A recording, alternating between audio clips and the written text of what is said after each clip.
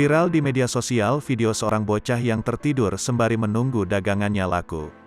Meski seusianya di mana para bocah sedang asyik bermain dengan teman-temannya, namun seorang bocah ini yang tertidur sembari menunggu barang dagangan ini membuat warganet terharu.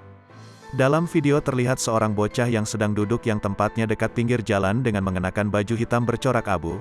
Ia nampak tertidur pulas menunggu pembeli yang tak kunjung datang membeli dagangnya. Bocah tersebut terlihat menjual berbagai macam makanan takjil. Tampak terlihat datang seseorang yang menghampiri dagangnya dan memborong. Seorang tersebut tidak diketahui namanya. Ia menghampiri dagangan bocah tersebut dan membuka apa saja yang dijual bocah tersebut. Sontak si bocah terbangun mendengar seorang yang membuka tutup box makanannya. Dengan sigap si bocah tersebut menjelaskan makanan yang dijualnya. Akhirnya seorang tersebut membantu membeli dagangan bocah ini dengan uang seadanya.